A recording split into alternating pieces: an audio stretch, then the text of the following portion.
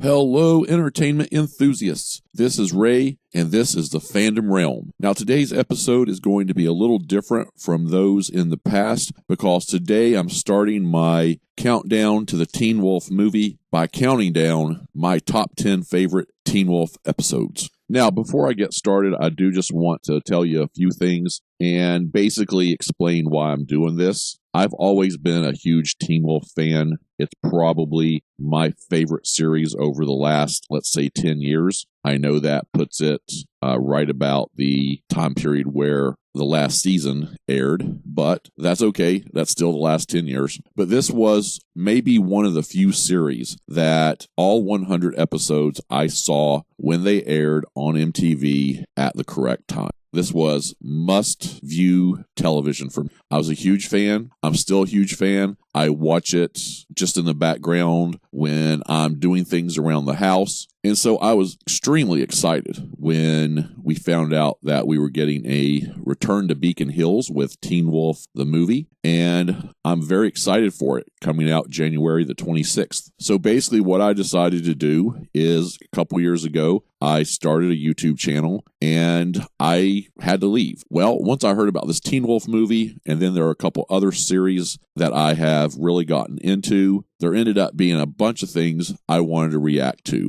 So I decided to restart my YouTube channel. So the Teen Wolf movie is one of those reasons why. So what I want to do is I want to share with everyone my top 10 favorite Teen Wolf episodes. And we're going to be counting those down one a week all the way up until the premiere of the Teen Wolf movie. So we'll end with number 1, and I'm not going to tell you what that is right now. That'll come out on the 19th of January, and that's the week before the Teen Wolf movie comes out. Just to let you know, I am planning on having all of these reactions, all of these videos out on Thursdays, somewhere between noon and 7 o'clock. Since these videos are a little bit different in what I'm doing, I may have double releases on some Thursdays, adding something like a movie review or reaction, something like that in. So I just want to let you know sort of what's going on with all of that. Now, when I talk about Teen Wolf, it was an excellent series. The first 3 seasons were the best. I thought the last half of the last season was probably the worst. It is what pretty much everybody thinks. Season 3, in my opinion, was one of the best seasons when you add both of the half seasons together. It's one of the best seasons in television that I enjoy. And so with that, this countdown actually is going to be really heavy with episodes from those first 3 seasons especially, and mostly from season 3. So my original plan was to do some type of watch along, but that has just not been something that I'm going to be able to do. So instead of really doing reviews like I have been, I've gotten a lot more pictures to put on my review. I'm also going to go through and I'm going to watch the episode and sort of comment on it as we go and review what's happening. And then I'm going to, just like my other reviews, I'm going to add the reaction at the end. So everyone, I hope you're going to enjoy this countdown of my 10 favorite Teen Wolf episodes. And we're going to get started with number 10, and that is from season 2, the 10th episode, and that is Fury. Now, up until this point, the season has been mostly about figuring out what the Kanima was, who the Kanima was, and who controls the Kanima. Also, of course, we had some confrontation between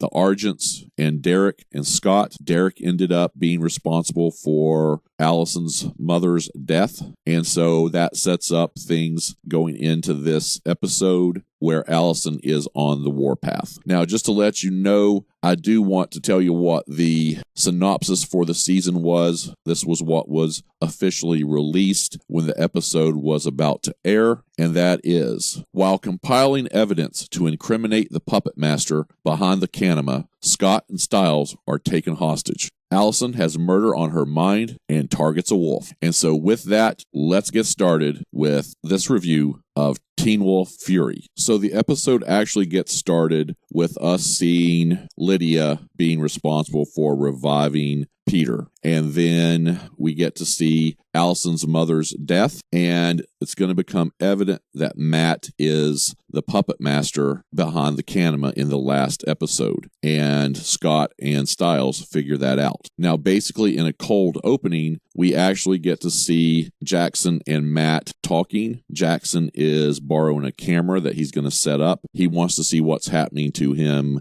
overnight. Matt thinks he's getting a camera to do some type of porn or something like that, and so he has it set up to connect to his phone. And so Matt actually is in a situation where he goes out to his car, pulls everything up on his phone, and connects to the camera. He's going to be waiting and watching basically Jackson's sleep. Eventually, Matt does sort of nod off for a second, and he's going to be stirred awake and look at the camera just as Jackson sets up and looks at the camera very spooky with glowing eyes. Jackson gets up, looks at the camera, and escapes outside. Matt starts to hear things around his car, and he is sort of looking around, trying to see if maybe it's Jackson, and then he sees him in his mirror. Jackson sort of slinking around the back of the car, and the two make eye contact. The Kanima is going to come up. Of course, Jackson has turned into the Kanima by this point in time, and he comes up to the window, and they both put their hands on the window, forming a bond, I guess. Matt has some flashbacks, and we get to see Isaac's dad being killed from earlier in episode 2, and then it moves on to the opening credits. So the episode actually begins at home with Stiles, Scott, and Sheriff Stilinski. And Stiles is arguing with his dad about the murderer being Matt. He has a yearbook. It's all circled, and they're talking about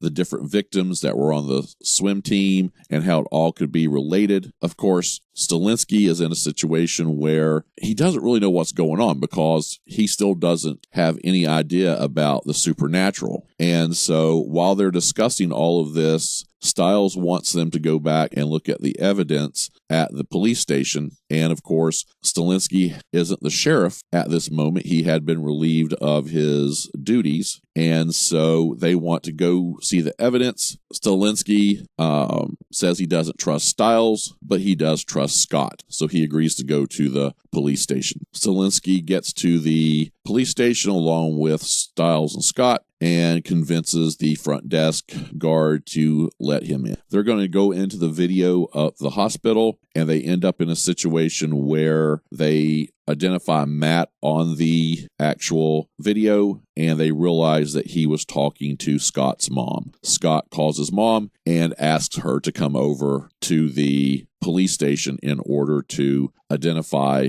a picture of Matt. They're actually getting Scott's mom to come over to the police station because if she can identify Matt officially, she also had mentioned that he had muddy shoes, and if they can match footprints and do a couple other little things, that would give them a reason to get a search warrant. The problem is Matt is going to be ahead of everybody. He's already made it to the police station. While they were in the back talking, he killed the guard and is holding a gun on Stiles. Now, from there, we're going to skip out to the cabin where Lydia had helped revive Peter, and Derek is out of it, and he's being woken up by Deaton, and they're going to talk about what is going on and how Peter is dangerous, and Deaton actually tells Derek he's a horrible alpha, that he needs to trust people, that's why he's not a good alpha, and that he needs to trust Scott. We also learned during this scene that Deaton had promised Derek's mom that he would look after Derek. Now we're going to head back to police station, and Matt walks in Stilinski's office holding Stiles at gunpoint. Matt has everyone leave their cell phones on the desk, and then he back in, it looks like a holding cell area, and he's going to cuff Stilinski, or have Stiles cuff Stilinski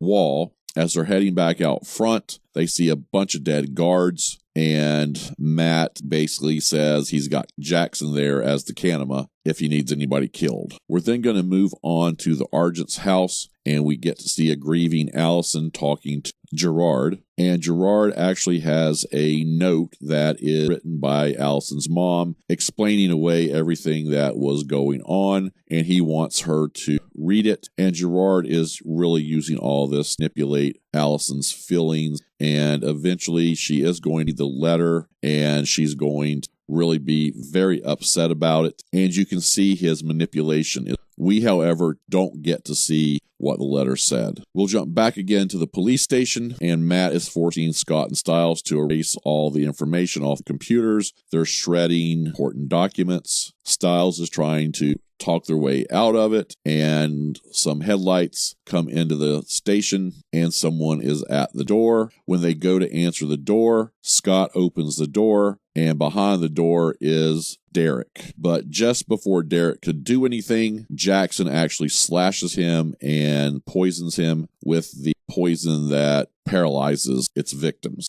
The next scene, we'll head back to Allison, and Allison is burning the note. That's what her grandfather had told her to do after she read it. After she burns the letter, Allison's basically going to throw a temper tantrum. She's really upset. She's looked around thinking about her mom, pictures of her aunt, and what has been lost, and she just trashes her whole room. She ends up going into her closet, doesn't like any of the clothes, rips her shirt off, and comes back dressed in a outfit that is very much something a hunter would wear. She pulls out her crossbow and the arrowheads, and you can tell she's wanting to cause some damage. We actually are going to skip back again to the police station, and we get a lot of banter between Matt and Derek and eventually Stiles, and Jackson is going to slash Stiles, paralyzing him as well, and Stiles actually falls onto Derek, which that's going to be a moment of sort of comedic relief here, as they're going to use that throughout the episode to get some comedy between Derek and Stiles. And then we see more lights pull up. That's, of course, going to be Scott's mom. Matt actually threatens Stiles, and then they move Scott and Stiles out of front of the door, and they're going to wait on Melissa to show up. Melissa shows up. She comes running in the front door, and as she goes down the hallway, she's going to run into Scott and Matt. Scott doesn't want Matt to shoot her, and Matt basically says okay, and instead of shooting Melissa, he shoots Scott in the stomach. They take Melissa back and put her in the holding cell. Melissa pleads with Matt to help Scott. Of course, she doesn't know that Scott's a werewolf. Matt seems incredulous that nobody seems to know what's going on around here. And then Matt takes Scott back into the sheriff's office, and Matt tells Scott that he doesn't just want to kill people. He wanted to figure some things out. He wants the bestiary. And that's because he lifts his shirt up and actually shows that his skin, his stomach side area, is looking to be turning in a Kanima. And it actually gives a little shiver. Get a look at it. We skip over to the Argents, and Scott has texted Allison that Matt wants the bestiary. Allison, Chris, and Gerard are going to discuss what's going on. They're going to start planning an attack on the police station, and they actually give Allison the command decision about what to do, and she decides she wants to attack. She wants to kill Derek because he was responsible for killing her mom, and they are going to plan to head over to the police. And Chris is the one of the group that sort of has a little bit calmer head on his shoulders and is sort of questioning Allison a little bit about what she wants. She's willing to kill basically everybody. Derek and Stiles are still stuck on the floor because they're still paralyzed, and they're discussing about what Matt had revealed, that he was turning into something, and Derek basically says that Matt can't do what he's doing without a price, and that's the fact that he's killing potentially people, and he's used someone else to do his dirty work, and that he's probably turning into a Kanima. Derek is actually trying to promote healing a little bit to get the poison out of his system. He put his claws in his thigh to try to get the pain to help him heal. Meanwhile, Matt and Scott are going to be talking, and Matt still very incredulous about Scott and Scott being a werewolf, and the fact that Scott seems to be embarrassed by it and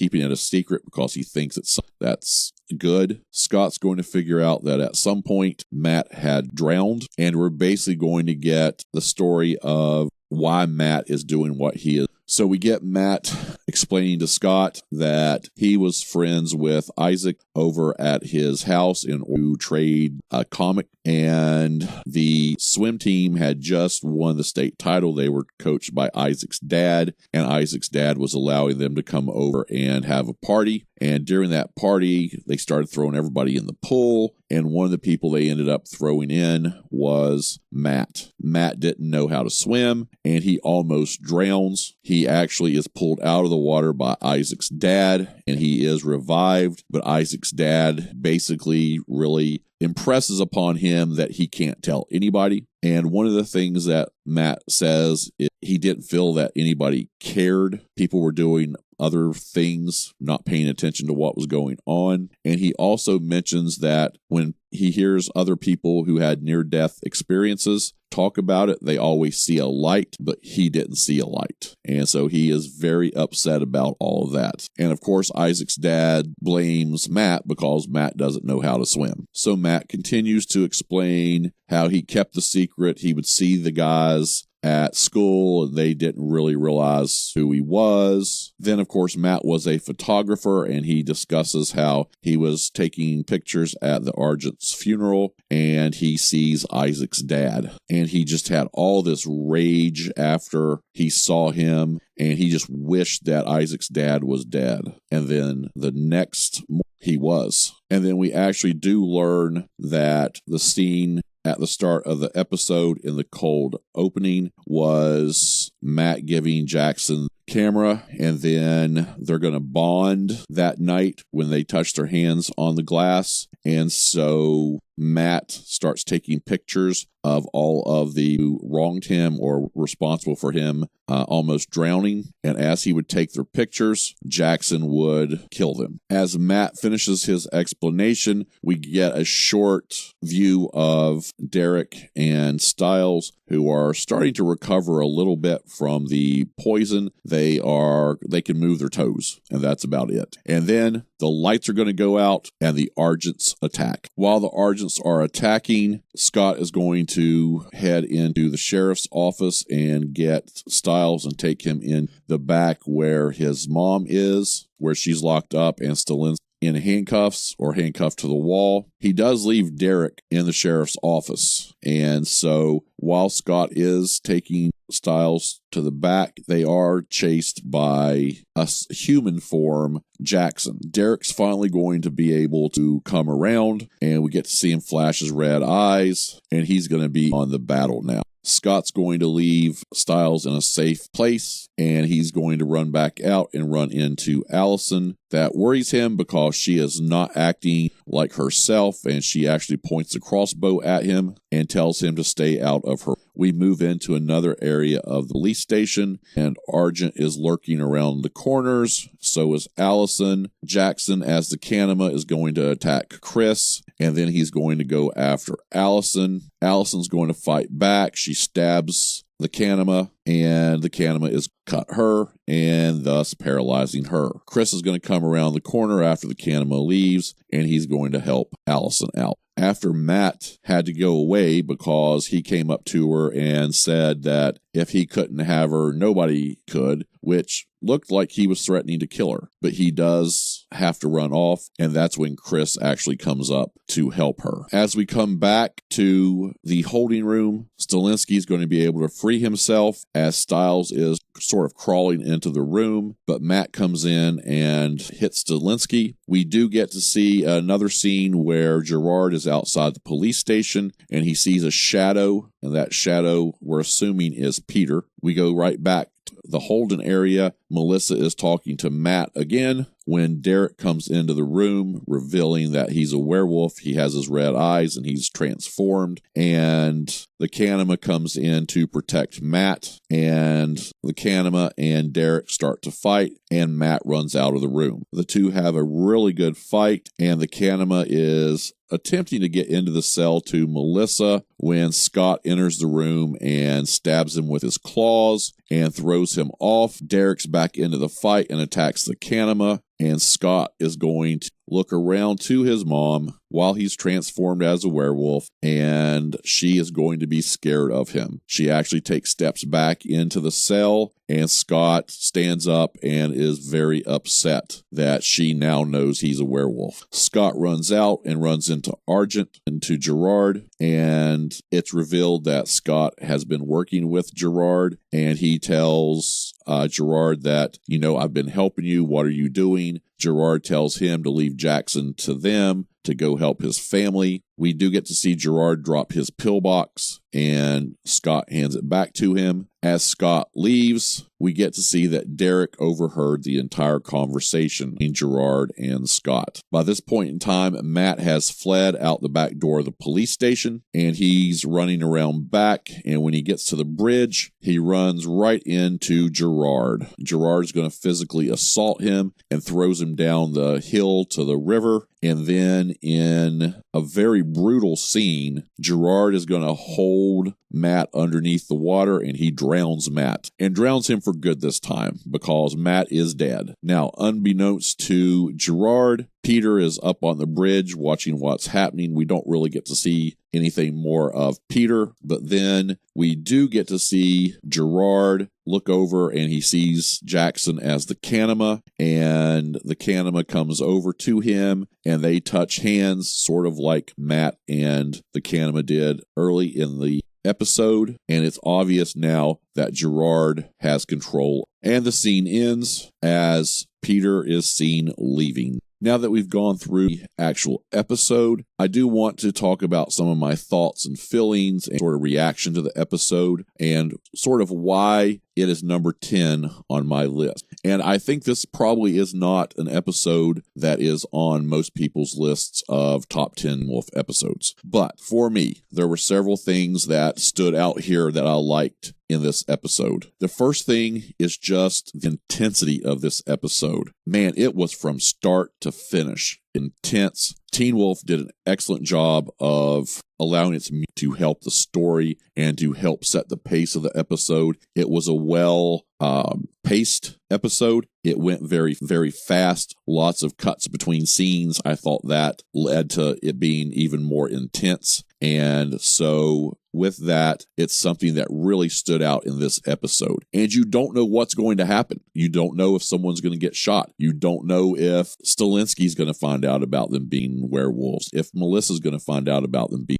or what's going to end up happening. Is Allison going to shoot Scott? Is she going to get to kill Derek? What's going to happen with Stiles laying there on the floor? It is just very intense, and I really enjoyed that in this episode. Second thing is this episode, I call them reveal episodes because we get to reveal why Matt was using Jackson. The fact that the swim team almost were responsible for drowning, and that's going to pique his hatred. And then just sort of he comes in contact with Jackson as the Kanima. Now, they didn't really go into this episode, or that I can remember really in the season, how that original bond between Jackson and Jackson/the Kanima and Matt existed. Because if you remember something I said while we were going over the review, is that Jackson/the Kanima had already killed Isaac's dad before Matt realized that Jackson was the Kanima. So they never really went into that. It's something that I don't think it was probably important. It was probably something they could just roll off and really worry about it. The important thing was that we learned why Matt was what he's doing. And that's also very important. And it's one of the things I like in